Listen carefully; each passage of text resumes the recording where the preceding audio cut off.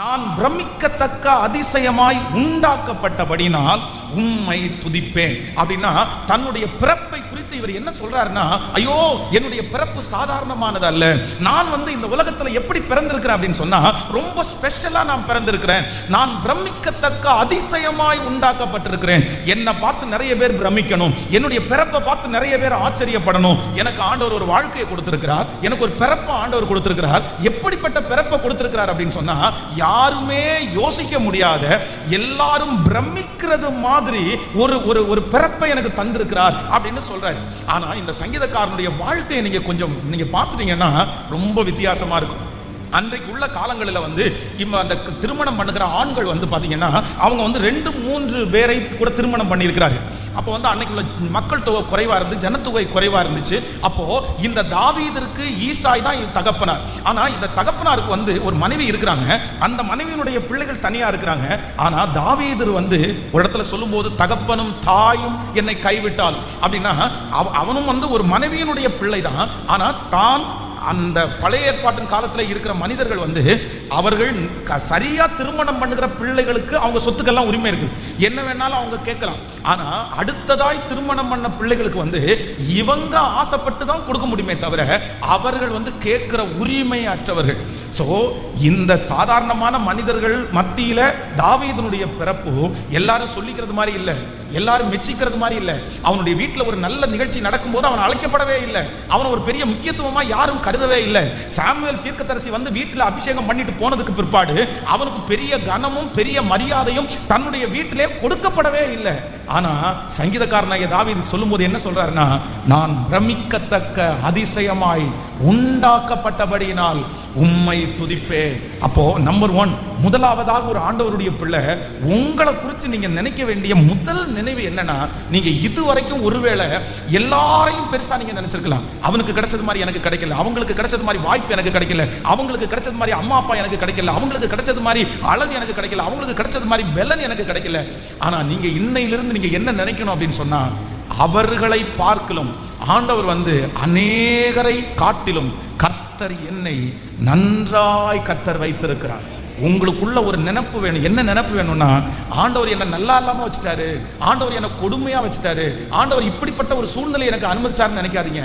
ஆண்டவர் பலரை பார்க்கலும் உங்களையும் என்னையும் எப்படி வச்சிருக்கிறார்னா, கர்த்தர் ஒவ்வொருத்தரையும் நன்றாய் வைத்திருக்கிறார், நல்லா வச்சிருக்கிறாரு. நீங்க தெருவில் போய் பாருங்க, ஆண்டவர் உங்களை நல்லா வச்சிருக்கிறது உங்களுக்கு தெரியும். நீங்க பல இடங்களுக்கு போய் பாருங்க, ஆண்டவர் உங்களை எவ்வளவு நல்லா வச்சிருக்கிறார்ன்றதை அப்ப நீங்க உணர்ந்து கொள்வீர்கள். உங்க இருதயத்தினுடைய ஆழத்துல நீங்க டெய்லி யோசிக்கிற யோசனையில நீங்க என்ன நினைக்கணும் அப்படின்னு சொன்னா, ஆண்டவரே என்னை இவ்வளவு நல்லா வச்சிருக்கிறதற்கு நான் எவ்வளவேனும் தகுதி உள்ளவன் அல்ல, என்னை ரொம்ப நல்லா வச்சிருக்கிறீங்க, என்ன ரொம்ப நல்லா வச்சிருக்கிறீங்க. நான் ஒரு விஷயம் இந்த கண்ணப்பனார் பதியில ஒரு குடும்பத்தில் ஒருத்தருக்காக ஜோம் பண்றதுக்காக போயிருந்தேன். அப்ப ஜோம் பண்ண போகும்போது பக்கத்து வீட்டில் இருக்கிற அம்மா என்கிட்ட பக்கத்தில் ஒரு உடம்பு நல்லா இல்லாம இருக்கிற எனக்கு ஜோம் பண்ண முடியுமான்னு கேட்டாங்க. சரி நான் வரேன் ஜோம் பண்றேன் அப்படின்னு சொல்லி போய் பார்த்தேன். அவருடைய தலையில சேர்த்து அவர் ஒரு பெரிய டவல் எடுத்து தன்னுடைய மூஞ்சி மட்டும் தெரிகிற அளவுக்கு ஃபுல்லா அவர் மூடி இருந்தார். அப்போ நான் அவரை நினைச்ச உடனே நினைச்சேன், சரி அவருடைய ஒருவேளை அவருடைய தலையில ஏதாவது ஆப்ரேஷனோ இல்லை ஏதாவது ஒரு காயம் இருக்கும், அதனால தான் அந்த மனுஷன் ஜோமனை கூப்பிட்டுருக்காரு, அதனால தான் இவர் சுத்திட்டு இருக்காருன்னு நினைச்சேன். உடனே அவரை பார்த்து கேட்டேன், உங்களுக்கு என்ன பிரச்சனை, எதுக்காக ஜோம் பண்ணணும் அப்படின்னு சொன்ன உடனே அவர் சொல்றாரு, என்னுடைய இந்த உதட்டுல இந்த பக்கத்துல எனக்கு ஒரு புண்ணு இருக்குது, வாய்க்குள்ள ஒரு புண்ணு ஆயிடுச்சு அப்படின்னு சொன்னாரு. சரி நான் உடனே சொன்னேன், சரி நான் அதை பார்க்கலாமா, நான் பார்க்குறேன், நீங்க டவலை எடுங்கன்னு அவர் சொன்னா, உண்மையிலே ஆண்டவருடைய பிள்ளைகளே நான் அந்த இடத்துல இன்னும் கொஞ்ச நேரம் நாங்க இருந்திருந்தா மயக்கமே போட்டிருப்பேன். அவருடைய இந்த இடத்துல உதட்டுல பாத்தீங்கன்னா ஒரு பெரிய ஓட்டை, அந்த ஓட்டையில் நான் பார்க்கும்போது இந்த பல்லு அது வழி தெரியுது, உள்ள இருக்கிற பல்லு தெரியுது, அப்படியே சொத சொத சொத சொதன்னு இருக்குது. ஓட்டை அப்படின்றது நீங்க நினைக்கிற மாதிரி ஒரு சின்ன ஹோல் அப்படிலாம் கிடையாது. கிட்டத்தட்ட நீங்க பாத்தீங்கன்னா ஒரு 2 இன்ச் இருக்கும், அந்த 2 இன்ச்சுக்கு ஓட்டை, உள்ள பல்லு தெரியுது, அப்படியே ரணமா இருக்குது. எனக்கு ஒரு 2 செகண்டுக்கு மேல பார்க்கவே முடியல. சரி சரி சரி நீங்க அதை க்ளோஸ் பண்ணுங்க அப்படின்னு சொல்லிட்டு ரொம்ப அழுது ஜெபம் பண்ணுவேன். எப்படி அவர் சாப்பிடுவாரு, எப்படி தூங்குறாரு, எப்படி தண்ணி குடிக்க முடியும், ஐயோ கொடுமைனா கொடுமை, அப்படிப்பட்ட ஒரு கொடுமை. அப்ப அந்த இடத்திலிருந்து உண்மையிலே நான் யோசிக்கும் போது, கர்த்தர் எவ்வளவு நம்மளை நல்லா வச்சிருக்காரு தெரியுமா. ஆண்டவர் உங்களையும் என்னை எவ்வளவு நல்லா வச்சிருக்கார் தெரியுமா? இந்த உலகத்துல இருக்கிற சிலர் அனுபவிக்கிற கொடுமையை பார்த்தா அந்த கொடுமையில 25% கூட உங்களுக்கும் எனக்கும் நிறைய பேருக்கு இல்லை. எல்லாம் நம்ம நினைக்கிற பிரச்சனை நிறைய பேருக்கு ஒரு பிரச்சனையே கிடையாது. அது ஒரு சாதாரணமான பிரச்சனை. ஐயோ இதுக்கெல்லாம் போய் நீ பிரச்சனை நினைப்பியாப்பா? நான்லாம் கடந்து வருகிற பாதை எவ்வளவு பெரிய பிரச்சனை தெரியுமாப்பா? அதெல்லாம் ஒரு பிரச்சனையே இல்லை, இதெல்லாம் ஒரு அவமானமே இல்லை, இதெல்லாம் ஒரு குறைவே இல்லை.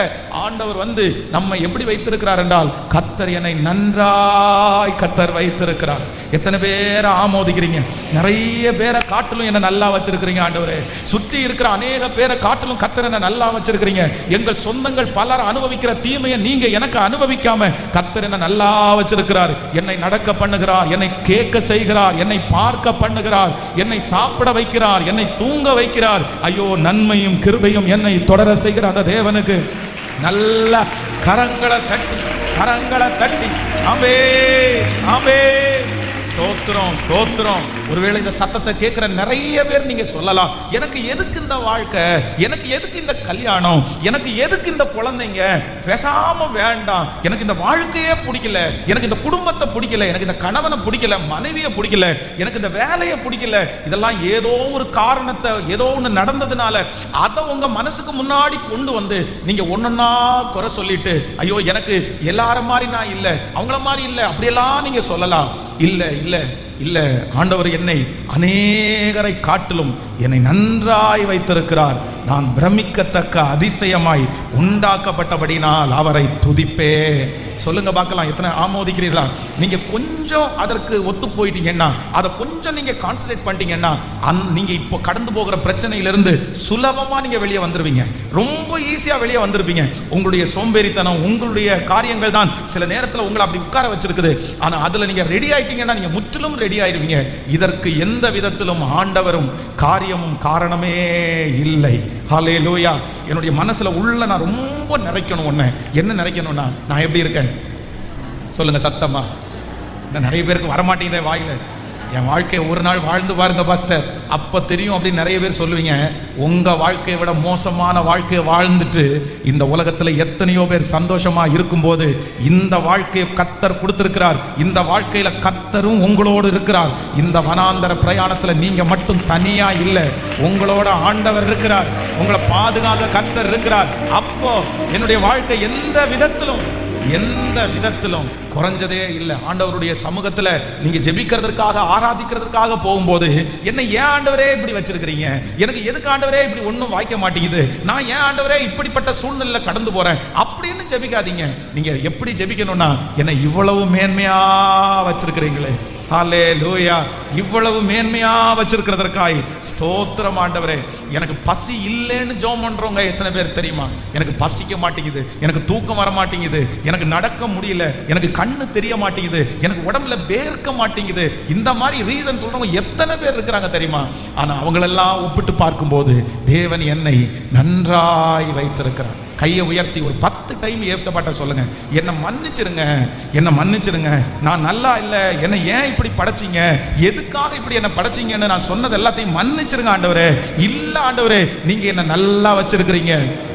சொல்லுங்க, ஏசப்பா நல்லா வச்சிருக்கீங்க. சிஸ்டர், ஆண்டவர் இன்றைக்கு உங்களோட கூட நேருக்கு நேர் பேசுகிறார். பிரதர், உங்களோட ஆண்டவர் நேருக்கு நேர் பேசுகிறார். நீங்க தான் அப்படி மனசுல நினைச்சிட்டு, ஆண்டவரே எனக்கு இப்படிப்பட்ட ஒரு வாழ்க்கை வேண்டாம், என் பிள்ளைகளுக்கு இப்படிப்பட்ட ஒரு வாழ்க்கை வேண்டாம், நான் வாழ்றதுக்கே தகுதி இல்லாதவா அப்படின்னு நீங்க சொல்லிட்டு வந்தீங்க. ஆனா ஆண்டவர் சொல்றார், நீ கண்களை ஏறிட்டு பார், நீ மற்றவங்களை ஏறிட்டு பார், உன்னை சுற்றி இருக்கிற சூழ்நிலையில இருக்கிறவர்களை பார். இல்ல ஆண்டவர் அநேகரை காட்டிலும் என்னை நன்றாய் கர்த்தர் வைத்திருக்கிறார். அநேகரை காட்டிலும் என்ன நன்றாய் வைத்திருக்கிறார். வாலிப தம்பி, உங்க கூட படிக்கிற பிள்ளையை விட கர்த்தர் என்னை எவ்வளவு மேன்மையா வச்சிருக்கிறாரு. தங்கச்சி, உங்க கூட படிக்கிற பிள்ளைகளை விட கர்த்தர் உன்னை எவ்வளவு மேன்மையா வச்சிருக்கிறாரு. இந்த ஆசீர்வாதத்திற்கு எந்த விதத்திலும் நம்ம தகுதி உள்ளவர்களே அல்ல. என்னுடைய தகுதிக்கு மிஞ்சி கர்த்தர் என்ன நல்லா வச்சிருக்கிறாரு. என்னுடைய ஜெபத்திற்கு மிஞ்சி ஆண்டவர் என்ன நல்லா வச்சிருக்கிறாரு. என்னுடைய தான தர்மங்களுக்கு மிஞ்சி கர்த்தர் என்னை நன்றாய் வைத்திருக்கிறார். கைகளை அசைத்து ஆமென். சோ ஃபர்ஸ்ட் உங்களை குறித்து நீங்க ஃபர்ஸ்ட் எப்படி நினைக்கணும்? நான் நல்லா இல்லைன்னு நினைக்க கூடாது. எப்படி நினைக்கணும் சொல்லுங்க எல்லாருமே? ஒரு 3 பேருடைய கையை கொடுத்து சொல்லுவீங்களா? ஆன்லைன்ல இருக்கிறவங்க கூட சொல்லுங்க, ஆண்டவர் உங்களை ரொம்ப நல்லா வச்சிருக்கிறார் பிரதர், சிஸ்டர். ஆண்டவர் உங்களை ரொம்ப நல்லா வச்சிருக்கிறார் சிஸ்டர். சொல்லுங்க, நல்லா வச்சிருக்கிறார் உங்களை. உங்களுக்கு தேடி பார்த்தா ஒரு குறையுமே இல்லை, நீங்க விசாரித்து பார்த்தா ஒரு குறையுமே இல்லை. அவ்வளோ அழகா கிருபையாய் ஆண்டவர் உங்களை வச்சிருக்கிறாரு. நீங்க நிறைய பேர் கவலைப்படுகிற காரியம், அது கவலைப்பட வேண்டியதே இல்லை, அது ஒரு கவலையே இல்லை. அது உங்களுக்கு தான் கவலையே தவிர அது உண்மையிலே அது என்ன இல்லை. யோசிச்சு பார்த்தா, ஆராய்ஞ்சு பார்த்தா அது ஒன்றும் இல்லாத சப்பானிக்கெல்லாம் நிறைய பேர் கவலைப்பட்டு உட்காந்துருக்கிறீங்க. ஆமே, அது ஒரு விஷயமே இல்லாத சிலருக்கெல்லாம் அதெல்லாம் ஒன்றுமே இல்லை. மத்தியானம் சாப்பிட்டியான்னு ஒரு வார்த்தை கேட்டாரா அப்படின்னு கேட்குறீங்க. அட போப்பா, நீ வேற சாப்பிட்டியான்னு கேட்கறத விட சோறு இருக்கான்னு முதல்ல பாரு நமக்கு அப்படின்ற ஒரு கூட்டம் இருக்குது.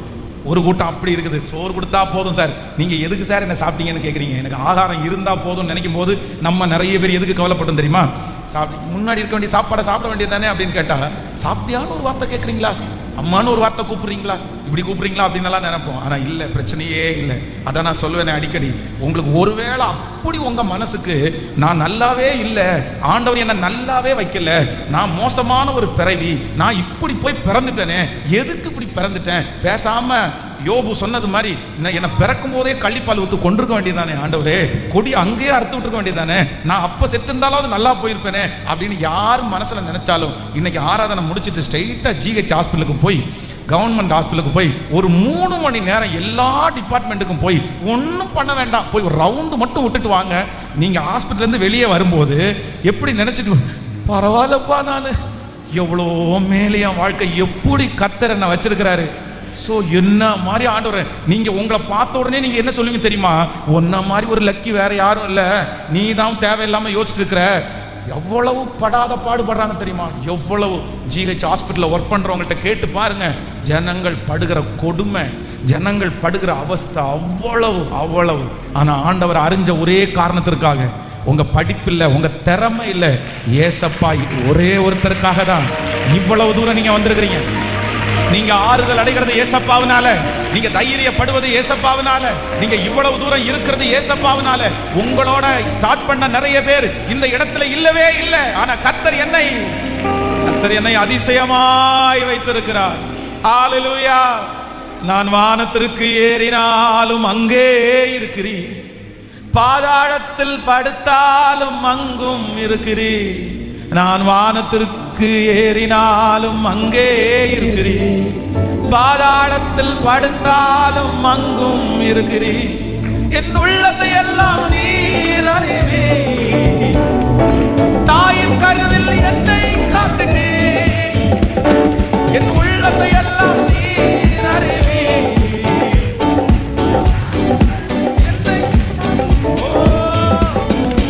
அதிசயமா என்னை உண்டாக்கினீர், அதிசயமா என்னை உண்டாக்கினீர்.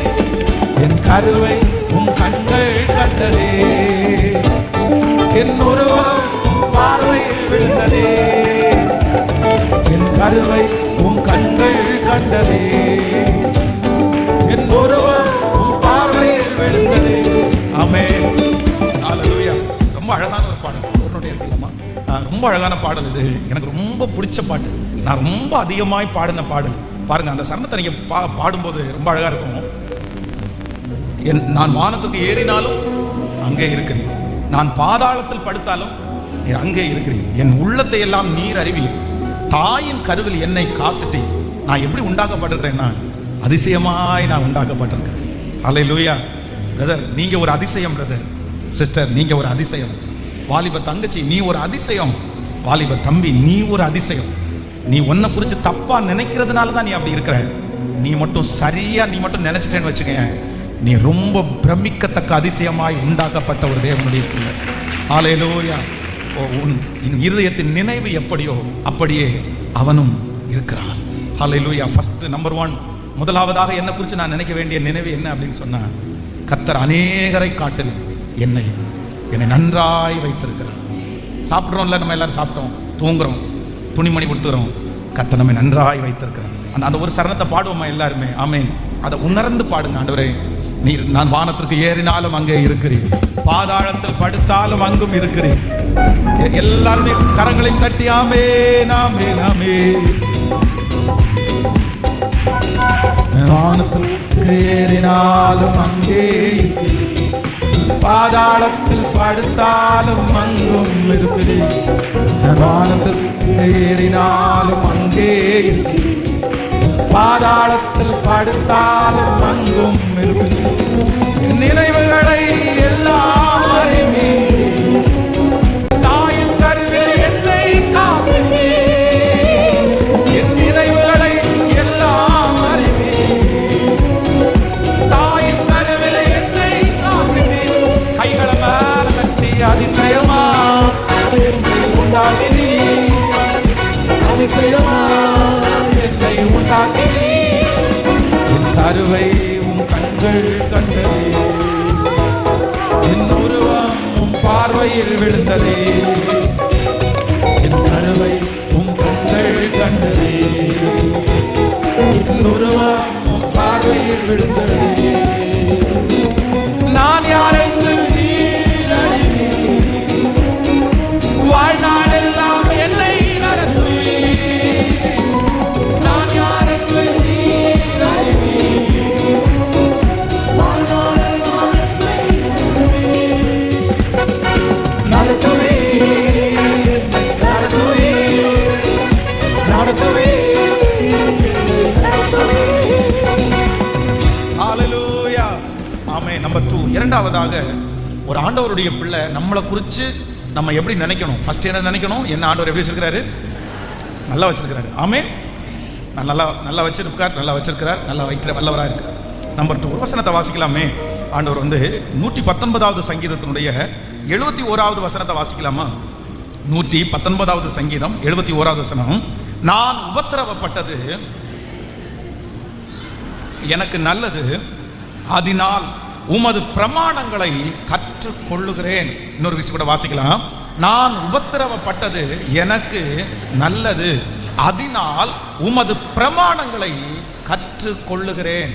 ஆண்டவருடைய பிள்ளைகளே, இந்த இடத்துல தேவ மனுஷன் எழுதும் போது என்ன எழுதுறார் அப்படின்னு சொன்னா, நான் உபத்திரவப்பட்டது எனக்கு நல்லது, நான் ஆசீர்வதிக்கப்பட்டது எனக்கு நல்லது, நான் பணம் சம்பாதிச்சது எனக்கு நல்லது, இந்த போஸ்டிங் ஆண்டவர் கொடுத்தது எனக்கு நல்லது, ஆடுகளை மேய்ச்சிட்டு இருந்தவனை என்னை இப்படி வச்சிருக்காரு, அதுதான் எனக்கு நல்லது. இந்த தேவ மனுஷன் நல்லதுன்னு சொல்றதுக்கு நிறைய இருக்கு அவனுடைய வாழ்க்கையில. அவனுடைய வாழ்க்கையில ஆண்டவர் ஒன்றுமே இல்லாத இடத்திலிருந்து கர்த்தர் மிகப்பெரிய உயர்வுக்கு கொண்டு வந்ததுனால நல்லதுன்னு சொல்றதுக்கு 1000 இருக்குது.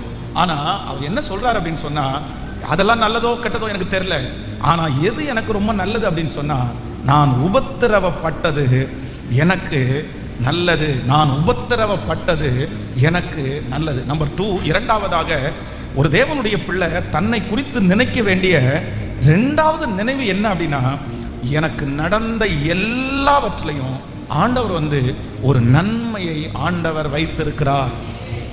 எனக்கு வைத்திருக்கிற எல்லாவற்றிலையும் ஆண்டவர் ஒரு நன்மையை வைத்திருக்கிறார்.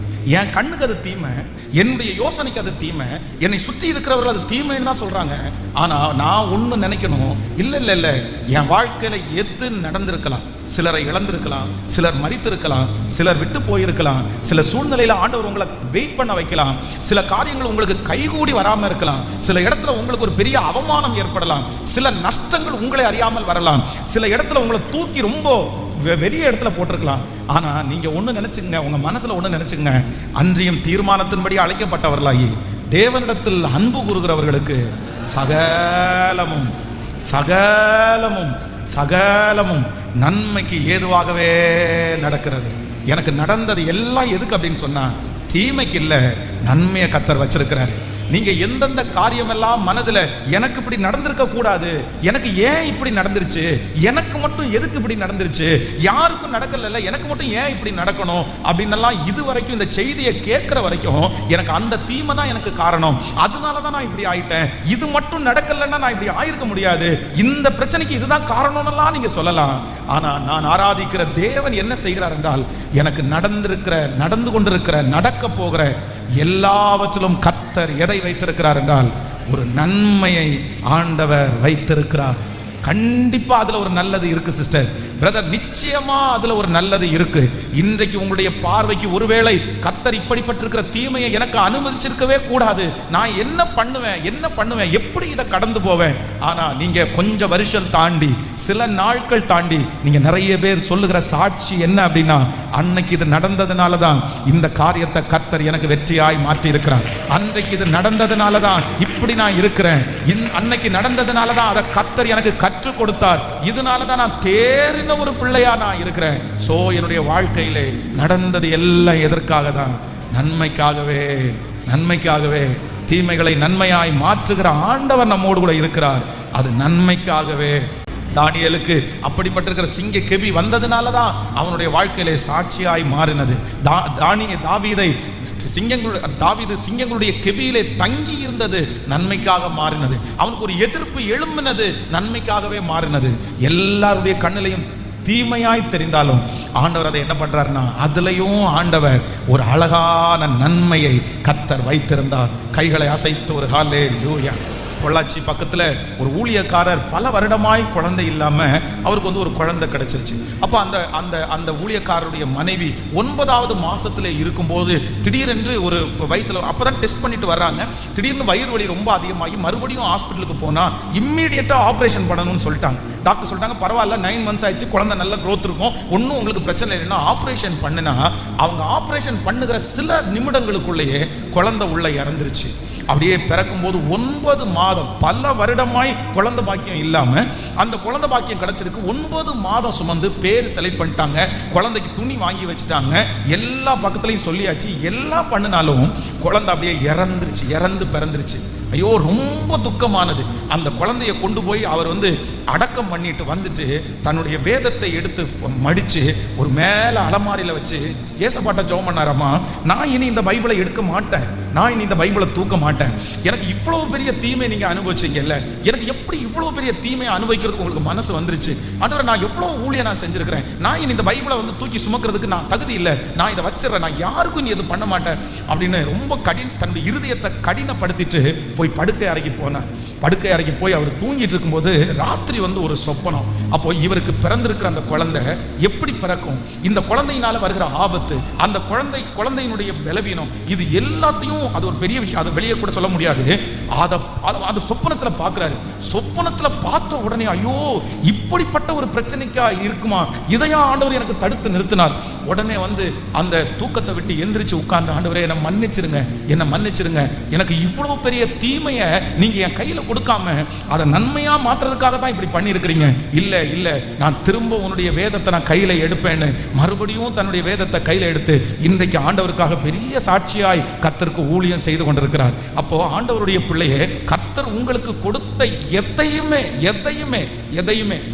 அது மற்றவங்களுக்கு அப்படி அனுமதிக்காம இருக்கலாம், உங்களுக்கு அனுமதிச்சிருக்கலாம். 1000 பேரை சுத்தி பார்க்கும்போது அவங்க இது உனக்கு உன் வாழ்க்கையில இது ஒரு பெரிய அழுக்கு, இல்லைன்னா இது உங்களுடைய வாழ்க்கையில ஒரு பெரிய காயம் அப்படின்னு பல பேர் உங்களை பார்த்து சொல்லலாம். ஆனா உங்க மனசுக்கு ஒண்ணு தெரியணும், கண்டிப்பா இதுல ஆண்டவர் என்ன வச்சிருக்கிறாருன்னா, சத்தமா சொல்லுங்க, இல்லைன்னா நான் ஆண்டவரை தேடி இருக்க மாட்டேன், இல்லைன்னா ஆண்டவரோட கூட நடந்திருக்க மாட்டேன், நான் இவ்வளவு பெரிய இடத்துக்கு வந்திருக்க மாட்டேன். இன்றைக்கு பலரை கொண்டு வந்தது நன்மை அல்ல, உங்க வாழ்க்கையில கர்த்தர் அனுமதிச்ச சில உபத்திரவங்கள், கர்த்தர் அனுமதிச்ச சில தனிமைகள், கர்த்தர் அனுமதிச்ச சில பாடுகள் தான் உங்களை இவ்வளவு தூரம் கொண்டு வந்து நிறுத்தி இருக்குது. நீங்க இந்த இடத்துல உட்கார்ந்துட்டு இருக்கிறதுக்கு காரணம் அதனாலதான். கண்டிப்பாக அது தீமையானது அல்ல. கண்டிப்பா கர்த்தர் அதை நன்மையாய் கர்த்தர் எனக்கு நன்மை செய்திருக்கிறார். ஹல்லேலூயா. கைகளை அசைத்து அப்படியே சொல்லுங்க, நன்றி ஆண்டவரேன்னு சொல்லுங்க. எனக்கு நடந்தது எல்லாம் எதுக்கு அப்படின்னு சொன்னா, நன்மைக்காகவே. நீங்க உங்க மனசுல அதை நன்மைக்காக நினைச்சிட்டீங்கன்னா அதை தாங்கக்கூடிய பலனை ஆண்டவர் தருவார். இதுல ஒரு நன்மை இருக்குன்னு நினைச்சீங்கன்னா அதே காரியம் அநேகருக்கு சாட்சி சொல்லுகிற அளவிற்கு கர்த்தர் மாற்றுகிறதற்கு ஆண்டவர் வல்லவரா இருக்கிறார். நீங்க முதல்ல அந்த காரியத்தை ஆண்டவர் கொடுத்தது நன்மைன்னு நினைங்க. நீங்க நன்மைன்னு நினைச்ச உடனே அந்த காரியம் தீமையாய் அல்ல, அது கண்டிப்பாக நன்மையாய்த்தான் மாறும். தீமைகளை நன்மையாய் மாற்றுகிறவர். ஹல்லேலூயா. ஸோ நம்பர் 3, மூன்றாவதாக ஒரு காரியத்தை ஆண்டவருடைய பிள்ளைகள் வாசிங்க, வேகமாய் நம்ம வாசிக்கலாம். Thank you Jesus. எடுத்துக்கொள்ளலாம். சங்கீதம் 118வது சங்கீதத்தினுடைய 6வது வசனத்தை வாசிக்கலாமா? 118வது சங்கீதத்தினுடைய 6வது வசனத்தை வாசிக்கலாம். கர்த்தர் என் பட்சத்தில் இருக்கிறார், நான் பயப்படேன், மனுஷன் எனக்கு என்ன செய்வான். இன்னொரு விஷயம் கூட வாசிக்கலாம். ஆமென். கர்த்தர் என் பட்சத்தில் இருக்கிறார், நான் பயப்படேன், மனுஷன் எனக்கு என்ன செய்வான். நல்லா கவனிச்சுங்க ஆண்டவருடைய பிள்ளைகளே. இந்த சங்கீதக்காரனாகிய தாவீது சொல்லுகிறார், கர்த்தர் என் பட்சத்தில் இருக்கிறார், நான் பயப்படேன், மனுஷன் எனக்கு என்ன செய்வான். அப்படின்னா இந்த சங்கீதக்காரன் தனக்கு வந்திருக்கிற அவர் தாண்டின பிரச்சனை, அவருக்கு எதிராய் வந்த மனிதர்கள் ரொம்ப பெரிய பலசாலிகள். சில இடத்துல வேதம் சொல்லுகிறது, மரணத்திற்கும் அந்த மனுஷனுக்கும் ஒரு அடி கூட தூரம் இல்லையாமா, அவ்வளவு பக்கத்துல மரணம் இருக்குது, அவ்வளவு பக்கத்துல பிரச்சனை இருக்குது. அப்படின்னா அவ்வளோ பெரிய பிரச்சனை. அப்படின்னா அந்நிய தேசத்துக்குள்ள போய் ஆபத்து இருக்கிற இடத்துல போய் அங்க போய் ஜெயிச்சுட்டு வந்ததுதான் யாருன்னா இந்த தேவ மனுஷன். ஆனா இந்த மனுஷன் சொல்றான், கர்த்தர் என் பட்சத்தில் இருக்கிறார், நான் பயப்படேன், மனுஷன் எனக்கு என்ன செய்வான். அவருடைய மனசுல ஆழமா ஒண்ணு இருந்துச்சு, எனக்கு எதிராளிகள் யாருமே இல்லை. ஒரு ஆண்டவருடைய பிள்ளை உங்களை குறித்து நினைக்க வேண்டிய மூணாவது நினைப்பு என்ன அப்படின்னா, எனக்கு நிறைய எதிரி பாஸ்டர், எனக்கு எங்க போனாலும் எதிரி பாஸ்டர், அங்க சுத்தினா அங்க எதிரி, இங்க சுத்தினா இங்க எதிரி, இது திரும்பினா இது எதிரி. இந்த மாதிரி ஆயிரக்கணக்கான எதிரிகள் நமக்கு இருக்கிறதா நம்ம நினைக்கிறோம். நிறைய பேர் பயப்படுறாங்க, என்ன கத்தியை வச்சுட்டு காத்துட்டு இருக்காங்க, என்ன குத்திடுவாங்க போல தெரியுது, என்ன கொன்றுவாங்க போல தெரியுது. ஆனா ஆண்டவர் என்ன சொல்றாரு அப்படின்னு சொன்னா, பயப்படவே வேண்டியது இல்லை. கர்த்தர் உங்களையும் என்னையும் பாதுகாக்கிறதுனாலே உன் பக்கத்தில் 1000 பேரும் உன் வலதுபுறத்தில் 10,000 பேர் விழுந்தாலும் அது உன்னை அணுகுவதே இல்லை. இப்போ ஆண்டவராகிய இயேசு கிறிஸ்துவோடு கூட 12 பேர் இருந்தாங்க.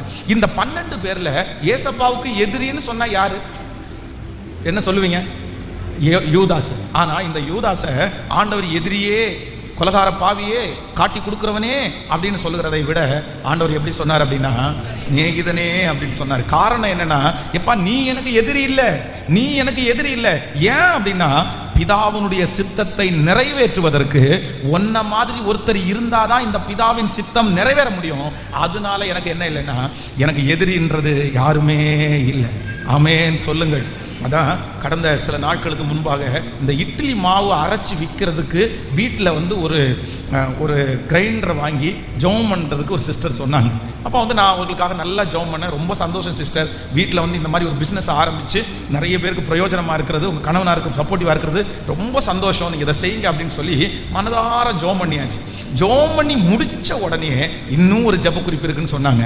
சரி என்ன ஜெப குறிப்பு அப்படின்னு சொன்னால், நான் இட்லி மாவு கடை வச்சிருக்கிறது பக்கத்தில் இருக்கவங்களுக்கு சுத்தமாக பிடிக்கல, எனக்கு என்னமோ பயமாக இருக்குது, கேரளா போயிட்டு வருவாள் ஒன்று, இவ எனக்கு விரோதமாக ஏதாவது பண்ணிட்டான்னா நான் இந்த வேலையை விட்டுட்டு போயிடக்கூடாதுல்ல பாஸ்டர், நீங்கள் ஒன்றும் பண்ணுங்க, கொஞ்சம் பக்கத்தில் இருக்கிற அம்மாவுடைய பேரை சொல்லி நீங்கள் கொஞ்சம் கட்டி ஜெபம் பண்ணிட்டு போங்க, அவங்க எனக்கு விரோதமாக என்ன பண்ணுனாலும் என்ன பண்ணக்கூடாது, நடக்கக்கூடாதுன்னு ஜெபம் பண்ணுங்க அப்படின்னு. நான் வேற வழி இல்லையே பாஸ்டர், ஜெபம் பண்ணி தானே ஆகணும். நானும் உடனே அவங்களுடைய பேரை சொல்லி கட்டி ஜெபம் பண்ணி ஒன்றும் பண்ணாதுமா அப்படின்னு சொன்னேன். சொல்லிட்டு என் மனசில் என்ன நினச்சேன் தெரியுமா, நீ ஏமா இட்லிக்கு மாவாட்டி கொடுக்கறதுக்கே நீங்கள் இவ்வளோ யோசிக்கிறீங்க, கோயம்புத்தூரில் மெயின் ஜங்ஷனில் 10 மாடி 5 மாடி கட்டி விட்டுட்டு அவ்வளோ பெரிய பிஸ்னஸ் பண்ணுறவங்க நிம்மதியாக எந்த பயமும் இல்லாமல் அவங்களுக்கெல்லாம் இல்லாத எதிரியாமா உங்களுக்கு வரப்போகிறாங்க.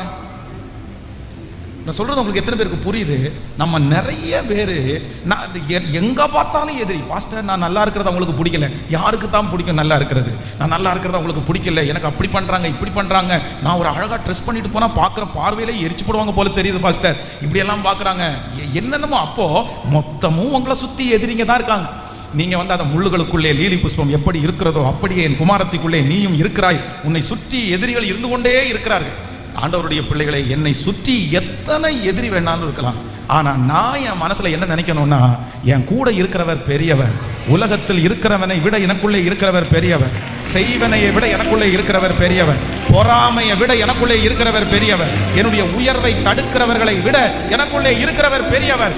அவருடைய அனுமதி இல்லாமல் ஒரு தலைமயிர் ஆயிலும் கீழே விழாது. ஹல்லேலூயா. எப்படியாவது ஆண்டவர் நம்மளை ஒப்பு கொடுத்திருப்பாரு. அதனால சமாதானத்தோட படுத்து நித்திரை செய்யுங்க. எதுக்கு நித்திரை செய்யுங்கன்னா, அவ்வளவுதான். அவங்க உங்களுக்கு எதிரிகளா மாறி உங்களை கவுத்து விட்டாங்களா, அந்த வேலையை உங்களை விட்டு புடுங்கினாங்களா, உங்களுக்கு இன்னைக்கு தான் டெஸ்ட் பண்ணி நம்ம சாட்சி வாசிச்சோம்ல, ஒரு வாசல் அடைச்சா 7 வாசலை எனக்காக திறக்கிறதற்கு கர்த்தருக்கு லேசான காரியம். எதிரியை பார்த்து பயந்து எதையும் ஆரம்பிக்காம எத்தனை நாள் இருப்பீங்க? எதிரியை பார்த்து பயந்து வீட்டில் தூங்காம எத்தனை நாள் இருப்பீங்க? எதிரியை பார்த்து பயந்து தலைமாட்டுக்குள்ள பைபிளை வச்சுட்டு எத்தனை நாளைக்கு இருக்கிறது? எதிரியை பார்த்து பயந்து காலைல எந்திரிச்சோன்னா தண்ணியை முழுக்க தெளிச்சு விட்டு, இதெல்லாம் தவறுன்னு நான் சொல்லலை. ஆனா எனக்கு எதிரி இருக்கிறாங்கன்ற பயத்திலேயே நான் என்ன பண்ண வேண்டாம்? சொல்லுங்க சத்தமா ஆமென். 2005ல இந்த ஊழியம் ஆரம்பிச்சு இன்னைக்கு 2026, இத்தனை வருஷம் ஆகுது. உடைச்சாங்க, மேலே கல் தூக்கி போட்டாங்க, பொருளை திருடிட்டு போனாங்க, கேமராவை உடைச்சாங்க, சண்டைக்கு வந்தாங்க, கெட்ட வார்த்தை பேசினாங்க, அழிச்சிருவோன்னாங்க, துரத்திடுவோன்னாங்க. இது எல்லாம் நடந்துட்டு தான் இருந்துச்சு. ஆனால் ஏதாவது ஒன்று நமக்கு தீமையாக முடிஞ்சிருச்சா?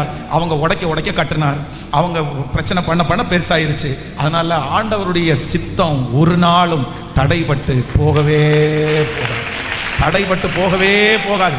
அதனால நீங்க மனசுல எப்பவுமே நினைக்கணும், எனக்குள்ளே இருக்கிறவர் பெரியவர். சொல்லுங்க, எனக்குள்ளே இருக்கிறவர் பெரியவர், எனக்குள்ளே இருக்கிறவர் பெரியவர். மனசார இப்ப சொல்லுங்க, எனக்கு எதிரி யாரும் இல்லைன்னு சொல்லுங்க. பக்கத்துல பார்த்து சொல்லுங்க, எதிரி யாரும் இல்லை. நீங்க பாக்குறது பார்த்தா எப்படி தெரியுமா? போன வாரம் தான் பாஸ் என்னை ஏமாத்திட்டு போனா அவன், நீ எதிரி இல்லைன்றீங்க. அவனை பார்த்தேன்னா நானே வெட்டி விடுவேன் அப்படின்றது மாதிரி இருக்குது. நான் என்ன சொல்றேன் அப்படின்னு சொன்னா, அவங்க எதிரி இல்லை, நம்ம வளர்ச்சிக்காக ஆண்டவர் அனுமதித்த ஒரு பாத்திரம், நம்முடைய உயர்வுக்காக ஆண்டவர் நம்ம அனுமதித்த பாத்திரம், நமக்கு கற்றுக் கொடுக்கிறதற்காக ஆண்டவர் அனுமதித்த ஒரு பாத்திரம். அவர்களால ஒன்றும் செய்ய, சொல்லுங்க எல்லாருமே உங்க மனசுக்குள்ள இப்ப அந்த பர்சனை கொண்டு வந்து நிறுத்திட்டு சொல்லுங்க, அவங்களால ஒன்றும் பண்ண முடியாதுப்பா. ஆண்டவருடைய சித்தத்துக்கு மிஞ்சி எப்படிப்பா உங்களுக்கு விரோதமா நிற்க முடியும்? ஆமென். மொர்தெகாய கூட வேலை செய்யறவங்க எல்லாம் என்ன நினைச்சாங்க அப்படின்னு சொன்னா, இவனை வந்து இவன் ராஜாவை காப்பாத்தின விஷயம் ராஜாவுக்கு போயிடுச்சுன்னா அடுத்து உடனே அவனுக்கு என்ன உயர்வு கிடைச்சிடும்? அவனுக்கு பதவி உயர்வு கிடைச்சிடும், அவனுக்கு சம்பள உயர்வு கிடைச்சிடும். அதனால அங்க மொர்தெகாய்க்கு ஏகப்பட்ட பேர் இருக்கிறாங்க, எல்லாத்தையுமே மறைச்சிட்டு என்ன பண்ணாங்கன்னா, நாளாகம புஸ்தகத்துல எழுதியிருக்கு, மினிட்ஸ்ல எழுதிட்டாங்க. ஆனா ராஜாவுக்கு ஒரு பயம் வாயை திறக்கல. உங்களை காப்பாத்தினவர் அவர் சொன்னா அவனை பெரிய ஆளாக்கிடுவாங்க. ஆனா ஆண்டவர் பார்த்தாரு, ஏன்ப்பா இப்படி பண்றீங்க? நீங்க என்னமோ மறைச்ச உடனே என் பிள்ளை செஞ்ச நன்மை வெளியே வராதுன்னு நினைக்கிறீங்களா? போடு. ஒரு நாள் ராஜாவுக்கு தூக்கமே வரல. தூக்கம் வராத உடனே என்ன பண்ணலான்னு தெரியல, டிவியும் இல்லை, எடு புத்தகத்தை வாசி, அந்த பேஜை வாசிக்கிறவனுக்கு எந்த பேஜ் வந்துச்சோ தெரியல, திறக்கும் போது கரெக்டா அந்த பேஜ் வருது. வாசிச்சா மொர்தெகாயை கர்த்தர் ஆசீர்வதிச்சாரா இல்லையா? அதனால நான் நம்புறேன், எத்தனை பேர் உங்களுக்கு எதிரிகள் இருந்தாலும் சத்துருக்களுக்கு முன்பாக உனக்கு ஒரு பந்தியை ஆயத்தப்படுத்தி உன் தலையை எண்ணெயினால் அபிஷேகம் பண்ணி உங்கள் பாத்திரத்தை நிரம்பி வழிய பண்ணுகிற தேவன் நல்ல கைகளை தட்டி, ஆமென். சத்துரு எனக்கு ஒரு வாசல் அடைக்கும் போது கர்த்தர் எனக்காக 7 வாசல்களை திறக்கிற கர்த்தர். அப்ப எல்லாருமே நீங்க சந்தோஷமா இருங்க. எப்படின்னா தைரியமா இருங்க. எனக்கு எதிரி யாரும், சொல்லுங்க சத்தமா. நிறைய பேருக்கு குழப்பமே இதான குழப்பம். இல்லைன்னு சொன்னாதான் உங்களுக்கு பாஸ்டர் நல்லவரே இல்லையே. இல்லைன்னு சொல்ற பாஸ்டருக்கு வல்லமை இல்லை, இல்லைன்னு சொல்ற பாஸ்டர் நல்ல பாஸ்டர் இல்லை, இல்லைன்ற பாஸ்டர் இருக்குன்னு சொல்ற பாஸ்டர் தான் வரம் பெற்ற பாஸ்டர், இருக்குன்னு சொல்ற பாஸ்டர் தான் பிசாசு துரத்துகிற பாஸ்டர், இருக்குன்னு சொல்ற பாஸ்டர் தான் கரெக்டா ஊடுருவி பாய்கிற பாஸ்டர். அப்படிதானே? சில நான் சொல்லிருக்கேன், சில விசுவாச மக்களுக்கு அப்படிதான். கண்ணை மூடிட்டு இருக்கு இருட்டா இருக்கு, அங்க ஒரு கருப்பு உருவம் தெரியுது, உனக்கு பின்னாடியே சுத்திட்டு வருது, வெற்றுக்கும் போகும்போது கதவு தன்னை போல அடைச்சிருச்சா முந்தின நாளைக்கு? ஆமா பாஸ்டர், காத்தடிச்சு அடைச்சது இல்லை, அதுக்கு பின்னாடி ஒரு குட்டி சாத்தான் பின்னாடி வந்து தள்ளிட்டான், அதை பார்த்து நீ பயந்துட்ட தானே, இப்ப பாரு நான் வந்து துரத்துறேன் அப்படின்னு ஒரு பாட்டில் தண்ணி எடுத்துட்டு வந்து ஒரு நாள் முழுக்க உபவாசம் இருந்து ஜோம் பண்ணி போயிருச்சு சிஸ்டர் அப்படின்னா, அப்படியே கையெடுத்து கும்பிட்டு உங்களை மாதிரி வல்லமை உள்ள பாஸ்டர் இல்லை அப்படின்வாங்க. ஆனா நீங்க காத்தடிச்சு கதவு இந்த மாதிரி பண்ணது யாரோ பின்னாடி இருக்கிற மாதிரி பயமா இருக்குன்னு சொன்னா, அது ஒண்ணும் இல்லை சிஸ்டர், கர்த்தர் உங்க கூட இருக்கிறாரு, நீங்க ஏன் பயப்படுறீங்கன்னு கேட்டா உங்களுக்கு சந்தேகம் வரும், நான் இவ்வளவு அக்கிரமம் பண்ணிட்டு என் கூட கர்த்தர் இருக்கிறாரா இருக்க. அப்படி நிறைய பேருக்கு பயம், எனக்கு எதிரி ஆமென் இல்லை, எனக்கு எதிரி யாருமே இல்லை. யார் எதிரினா, உங்களுடைய எதிரி பிசாசானவன். சத்துரு தான் நமக்கு எதிரி. ஆனா அவன் நமக்கு விரோதமாய் போடுகிற திட்டங்களை எல்லாம் முறியடிக்கிறதற்கு இயேசு வல்லவராக இருக்கிறார். சொல்லுங்க பார்க்கலாம். நம்பர் 1, முதலாவதாக என் மனசுக்குள்ள ஒரு நினைவை நினைக்கணும். நல்லா கவனிச்சுங்க, நீங்க எப்படி நினைக்கிறீங்களோ அப்படிதான்.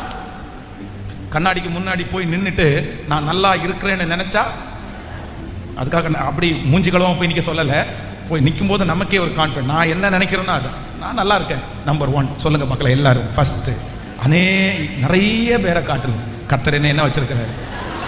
நல்லா இருக்கீங்களா? கர்த்தர் உங்களை நல்லா வச்சிருக்கிறாரா? கர்த்தர் உங்களை எவ்வளவு நல்லா வச்சிருக்கிறாரு? நிறைய ரொம்ப ஐயா சொல்றாரு பாருங்க, ரொம்ப நல்லா வச்சிருக்கிறாராமா. இந்த திருப்தியா நான் என்ன சொல்றேன்னா, இன்னொருத்தருடைய ஜெயத்தை நம்ம ஸ்கூல்ல என்னதான் மார்க் எடுத்தாலும் first prize, second prize, third ப்ரைஸ்னு ஒருத்தர் தான் இருப்பாங்க.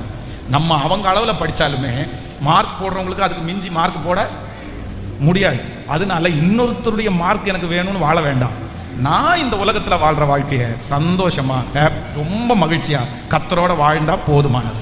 அதற்கு மிக அவசியமானது என்னுடைய நினைவு. ஃபஸ்ட்டு நினைவு எப்படி இருக்கணும்னா, என்னை ஏன் இப்படி வச்சுருக்கிறீங்கன்னு கேட்காதீங்க, என்னை இவ்வளோ நல்லா வச்சுருக்கிறீங்களே, இவ்வளோ நல்லா வச்சுருக்கிறீங்க. ஸோ நம்பர் 2, ரெண்டாவது நம்பர் 2, எனக்கு நடந்ததெல்லாம், சத்தமாக சொல்லுங்கள், நடந்ததெல்லாம் இப்போ காலதாமதம் ஆகிறது நல்லதுக்கா கெட்டதுக்கா? சத்தமாக சொல்லுங்கள். நல்லதா நல்லதா நல்லதா. அறியாம அங்கே ஒரு ரகசியத்தை கர்த்தர் வைக்கிறதுக்கு கர்த்தர் வல்லவராக இருக்கிறார். ஆமென். நம்பர் 3, மூன்றாவதாக என் மனசில் சொல்லணும், எனக்கு எதிராளிங்க யாருமே இருக்காங்களா இல்லையா? எனக்கு எதிராளி யாருமே இல்லை. நான் என் கத்தியை தூக்கிட்டு கையிலையும் போக வேண்டாம், துப்பாக்கியை லைசன்ஸ் கொடுத்து வாங்க வேண்டிய அவசியமும் எனக்கு இல்லை, நான் வெட்டுக்கத்திய பீரோவில் தொங்க போட வேண்டிய அவசியமும் எனக்கு இல்லை. என்னை காக்கிறதுக்கு கர்த்தர் என் கூடவே இருக்கிறார்.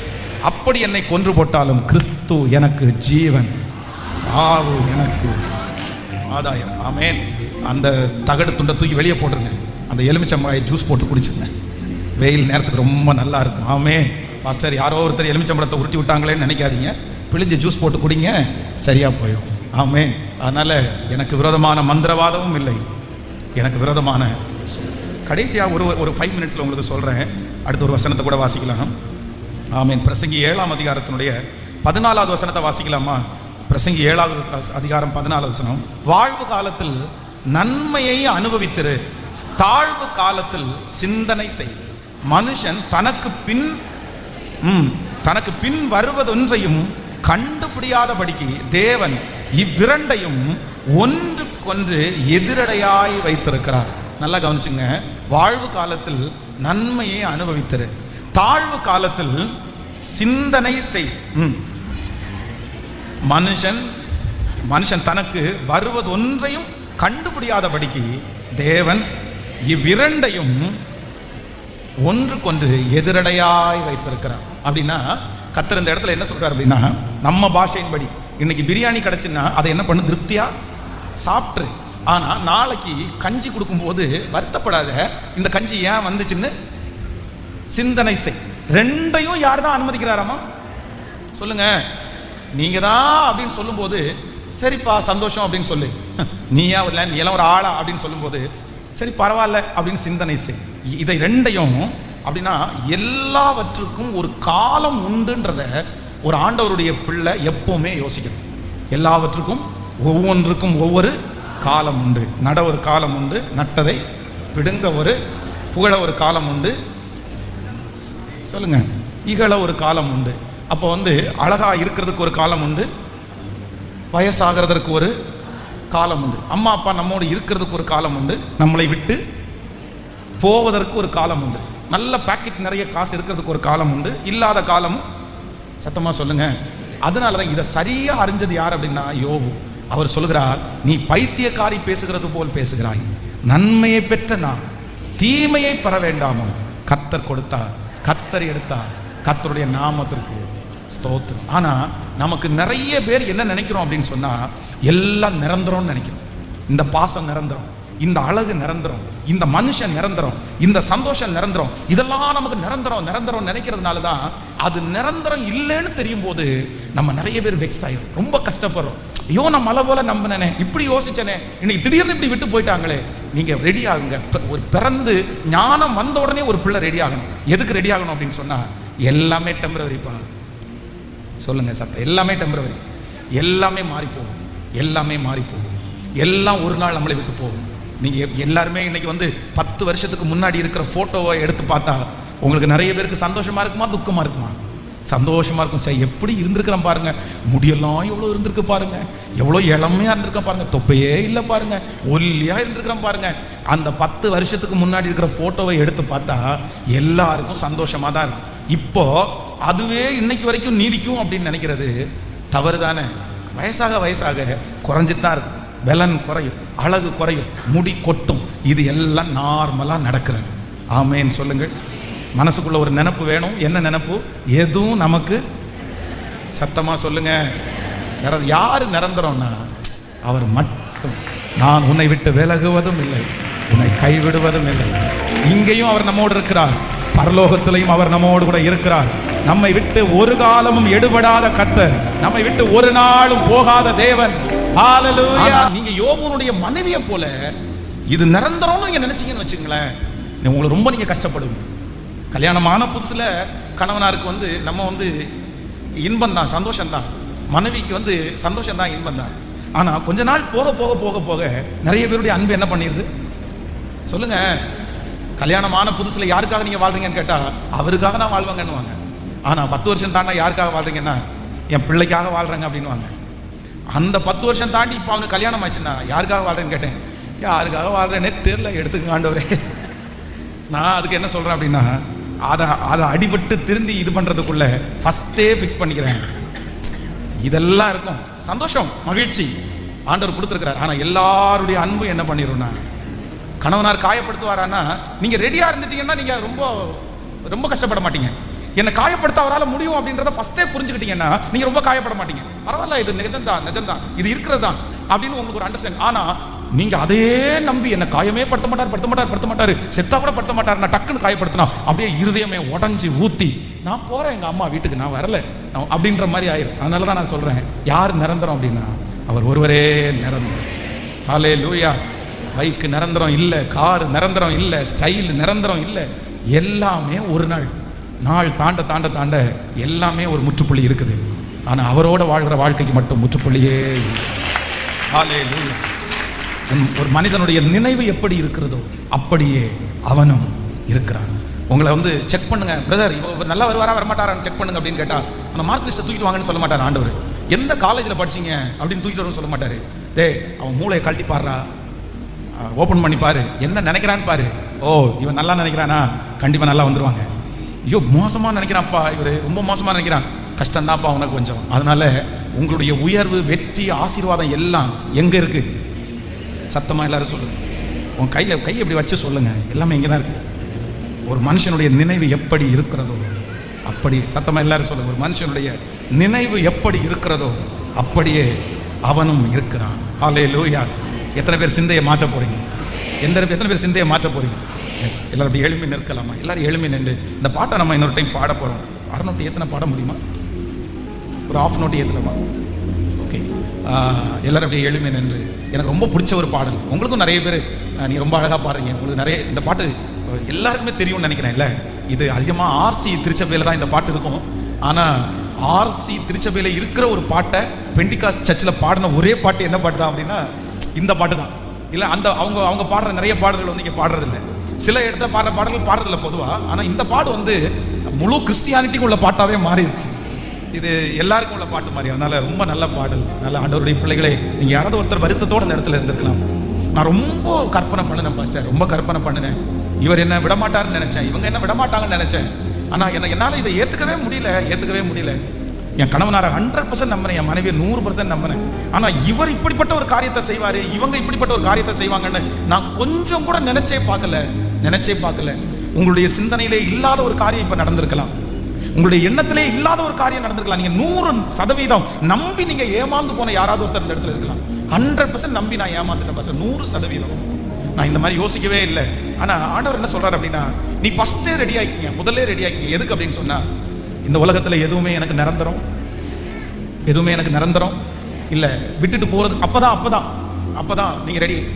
ஒரு நல்ல கணவனார் ஒரு மனைவிக்கு என்ன சொல்லுவாங்க தெரியுமா? மா, நீ கடைக்கு போயிட்டு வாமா, நீ வண்டி ஓட்டுமா, நீ ரெடி ஆகிக்கமா, நீ வெளியே போமா, நீ நின்று பழகு, என்னையே டிபெண்ட் பண்ணி இருக்காத, என்னையே சார்ந்து இருக்காத, நீ எழும்பிரு, நீ பண்ணிரு, நான் இல்லைன்னா கூட நீ என்ன பண்ணணும், நீ செய்யணும். அப்படின்றதான் ஒரு கரெக்டா ஒரு கணவன் ஒரு மனைவிக்கு சொல்ல வேண்டியது.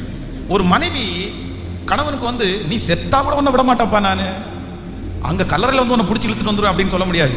என்ன சொல்லணும் அப்படின்னு சொன்னா, நான் இல்லைன்னா கூட நீங்க என்ன பண்ணணும்னா இதே சுகத்தோட இதே பலத்தோட நீங்க வாழணும். அப்படிதான் ஒவ்வொருத்தரும். ஏன்னா யாருக்கு என்ன இல்லைன்னா, சத்தமா சொல்லுங்க. இல்லாதான் பழமொழி சொல்லுவோம்ல, வீடு வரை உறவு, வீதி வரை மனைவி, காடு வரை பிள்ளை, கடைசி வரை யாரோ அப்படின்றது மாதிரி நம்ம சொல்லுவோம். கடைசி வரைக்கும் கர்த்தர் எல்லா இடத்துலையும் இருக்கிறாரு, சாவுலையும் இருக்கிறாரு, வாழ்விலையும் இருக்கிறாரு. இங்கே அப்படியே கண்ணை மூடும் போது கையை பிடிச்சி வாடா அப்படின்னு கூட்டிட்டு போயிடுவாரு. அதனால அதை குறித்து நமக்கு கவலையே இல்லை. ஆனால் உலகத்தினுடைய உறவு உண்மையிலே சில உறவு வீதி வரைக்கும் தான், சில வீடு வரைக்கும் தான், சில உறவு காடு வரைக்கும் தான். அதுக்கு மேலே அந்த உறவு என்ன பண்ணாதுன்னா வராது. நிறைய பேர் பிள்ளை பிள்ளை பிள்ளை பிள்ளை பிள்ளைன்னு நிறைய பேர் உயிரையே கொடுக்குறாங்க, உயிரையே கொடுக்குறாங்க. 30 இயர்ஸ் 30 வயசான ஒருத்தர் இடத்துல போய் ஒருத்தர் சொல்கிறாரு, எப்படி வாழ்றீங்கன்னு கேட்டால், என் பையனுக்காக வாழ்கிறேன். இன்னும் 70 வயசு வாழ வேண்டியது இருக்குது, இப்போவே பையனுக்காக வாழ்ந்து, பையனுக்காக வாழ்றது தவறு இல்லை, அவருக்காக மட்டும்தான் வாழ்றது தவறு. அதனால் பிள்ளை பிள்ளை பிள்ளை பிள்ளைன்ற பாசம் இருக்கட்டும், ஆனால் நான் பிள்ளைக்காகவே வாழ்ந்து என் வாழ்க்கை அழிக்க வேண்டாம். நீங்கள் பிள்ளைக்காக வாழுங்க, சந்தோஷமாக வாழுங்க, நீங்கள் சாப்பிடுங்க, நீங்கள் தூங்குங்க. கடைசியில் போய் அந்த பிள்ளை வளர்ந்ததுக்கு அப்புறம் உன்னை வயிற்ற கட்டி வாயை கட்டி உன்னை நான் வளர்த்தேன் தெரியுமா, உனக்காக எவ்வளோ தூங்காமல் இருந்தேன் தெரியுமா, உனக்காக இப்படி தியாகம் பண்ணேன்னு சொன்ன உடனே அந்த பிள்ளை உங்களை பார்த்து என்ன கேட்கும்னு நீங்கள் நினைக்கிறீங்க? ஏன் நான் கேட்டேன்? ஹலோ ஹலோ, பிள்ளைங்க என்ன கேட்கும் தெரியுமா? வேற எதுவும் கேட்காது. நான் என்ன கேட்டேனா உங்ககிட்ட? எனக்காக சாப்பிடாம இருன்னு கேட்டேனா? தூங்காம இருன்னு கேட்டேனா? இல்லை நீ எனக்காக பட்டினி கடைன்னு கேட்டேனா? நீ எதுக்கு பண்ணுன? பண்ணிட்டு நீ எப்படி எதுக்கு இப்படி செஞ்சு சொல்லி காமிக்கிற? அப்போ உங்க இருதயம் வலிக்கும் பாருங்க, ஒரு வலி. ஏன்டா இந்த பிள்ளைக்காக, ஏன்டா இந்த பையனுக்காக நம்ம இப்படி இருந்தோம் அப்படின்னு ரொம்ப கஷ்டமா இருக்கும். இந்த நன்றி கூட இந்த பிள்ளைக்கு இல்லையேன்னு நினைப்போம். அதுக்கு நான் என்ன சொல்றேன்னா, என் பிள்ளையும் வளரட்டும், அதே நேரத்தில் யாரும் வளரணும். கேட்கல, என்னால முடிஞ்ச வரைக்கும் உனக்கு செஞ்சேன்ப்பா, இனி நீ பார்த்துக்கோ அப்படின்னு சொல்றது தவறல்ல. ஆனா என்னையே கொடுத்துட்டப்பான்னு சொல்றது ஹல்லேலூயா. ஸோ கடந்த சில வாரங்களுக்கு முன்பாக இந்த விடோஸ் அப்படின்னா கணவனால் கைவிடப்பட்டவர்கள் கணவரை இழந்தவர்கள், அவர்கள் மத்தியில் ஊழியத்தை செய்கிற ஒருத்தரை நான் சந்தித்தேன். அப்போ அவங்க சந்திக்கும் போது நிறைய விஷயத்த சொன்னாங்க.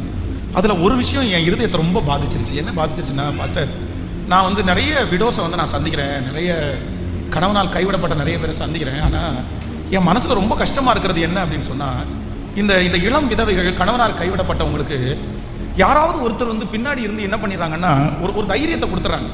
ஒரு தைரியத்தை கொடுத்து, ஒரு அன்பை கொடுத்து, அவங்களுக்கு ஏற்கனவே அவங்களுடைய லைஃப்பில் ஒரு கேப் இருக்குது. அவங்களுடைய ஹஸ்பண்ட் இல்லாதது ஒரு கேப், அது ஒரு இடைவெளி.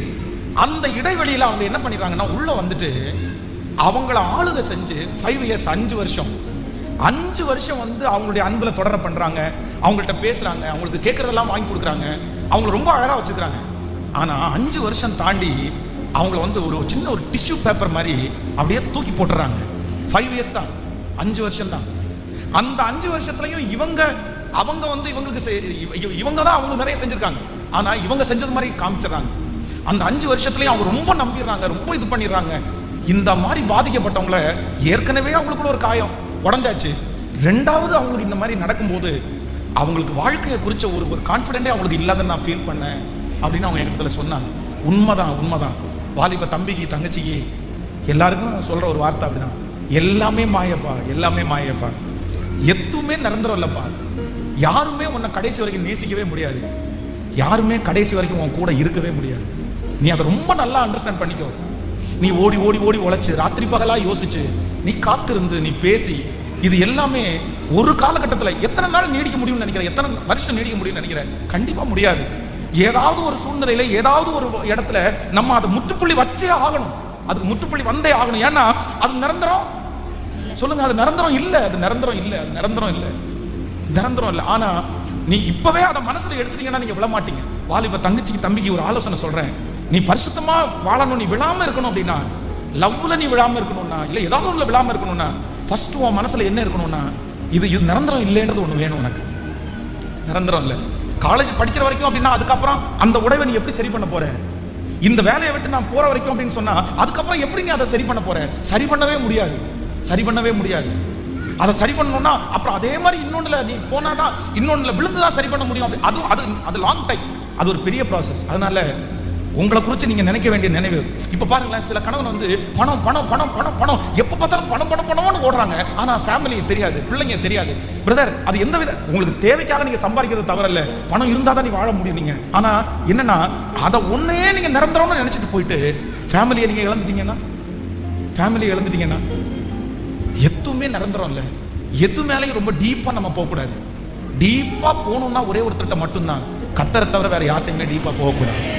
ஏன்னா இந்த உலகத்தில் இருக்கிற எல்லாமே என்னதான்? டெம்பரவரி தான், எல்லாமே மாயதான். இன்னைக்கு நகமும் சதையுமா இருப்பீங்க பிரதர் சிஸ்டர், நகமும் சதையுமா இருப்பீங்க. ஆனா இல்ல இல்ல இல்ல, கண்டிப்பா அவங்களுக்கும் உங்களுக்கு ஒரு நாள் கிளாஷ் ஆகும், அவங்களுக்கும் ஒரு நாள் பிரச்சனை ஆகும். நீங்க பிரிய வேண்டிய சூழ்நிலை, பிரியன்னா சண்டை போட்டு பிரிய மாட்டீங்க. ஆனா நான் என்ன பண்றேன்னா, ஏதாவது ஒரு விதத்துல உங்களை அவங்க மனசு கஷ்டப்படுத்திடுவாங்க, அவங்களை நீங்க கஷ்டப்படுத்திடுவீங்க. அந்த பாண்டேஜ் வந்து பழையது மாதிரி நீங்க பின்தொடர முடியாது. அது ஒரு கேப் வந்து தான் ஆகும். அதுக்காக இப்பவே என் மனசுல நான் அண்டர்ஸ்டாண்ட் பண்ணிக்கிறேன், எதுவுமே என்ன இல்லைன்னா. சத்தமா சொல்லுங்க. ஸோ நிரந்தரமே இல்லாத ஒண்ணுக்காக நம்ம ரொம்ப எஃபோர்ட் எடுக்க வேண்டிய அவசியம் இல்லை. ஆமோதிக்கிறீங்களா இல்லையா?